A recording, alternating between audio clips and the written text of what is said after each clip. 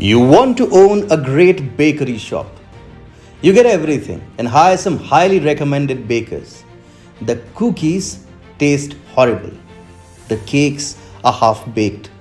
You realize that the bakers weren't good bakers after all. They were imitation artists. You want to own a great media company. You get everything and hire some highly recommended editors. The articles are horrible and the language is incomprehensible. You realize that the editors weren't good editors after all. They were imitation artists.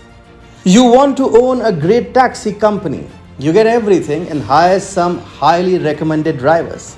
Some drivers can't drive and others don't drive well. You realize that the drivers weren't good drivers after all. They were imitation artists. Xi Jinping wanted to make a self-sustaining technological economy. He got everything and engaged some highly recommended entrepreneurs. Most failed and others are on their way to fail. He has realized that the entrepreneurs weren't good entrepreneurs after all. They were imitation artists. Hi and welcome. This is TFI Global, the foreign affairs and geopolitical analysis arm of the TFI Media Group, and I'm your host Atul Mishra. In this video, I will tell you about how Xi Jinping's ambitious dual circulation policy has been declared dead on arrival. Let's begin. Chinese President Xi Jinping is desperate. China's economy is taking a huge dive by being decoupled from the US and other Western powers, and Xi desperately wants to revive Chinese economic growth. So last year, Xi came out with a fresh strategy called dual circulation with the hope of reorienting China's exports-based growth model and banking on domestic consumption. The idea was to cut dependence on both overseas technology and markets while letting domestic alternatives tap into China's humongous market. But guess what? Xi's dual circulation policy is dead on arrival. Chinese tech entrepreneurs are simply not competent enough to substitute the overseas technology on which the paper dragon continues to depend. And while China is closing its doors on foreign technology, the local alternatives can hardly manage self-sufficiency. Xi also knows that China's domestic tech entrepreneurs are not competent enough to provide the kind of technological advancement needed to harness the big Chinese market. The communist nation is dependent on imports in key sectors like semiconductors, aircraft engine manufacturing, industrial software, medical equipment, and biological drugs. Till now, Chinese growth has been fueled by the transfer of key technologies. But now with Xi's dual circulation strategy, the technologically advanced countries are getting worried. They understand that Beijing wants their technology but doesn't want to share its market in return. So the Western tech companies are likely to avoid investing in Chinese technology.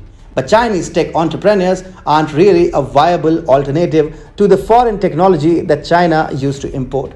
As per Nikkei Asia, the American Chamber of Commerce in China released a report last month which reflected the concern of international businesses about China's dual circulation policy. AmCham members also expressed worry that Beijing will look to acquire foreign technology without allowing foreign investors to compete with Chinese enterprises on a level playing field.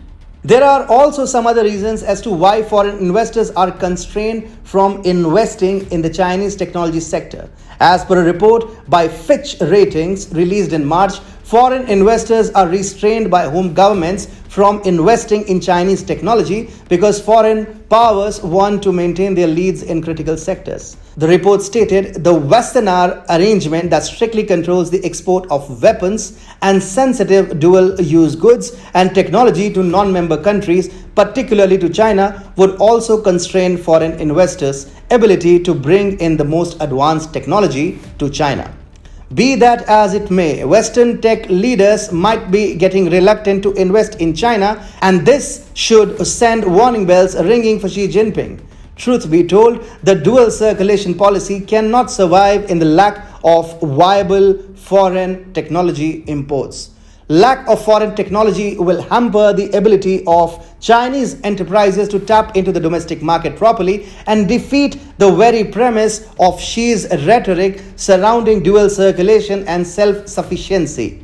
The Fitch Ratings report argued domestic investment alone may not be enough to help China narrow the technological gap, as production of high-tech products usually involves collective efforts by companies of various origins along the supply chain.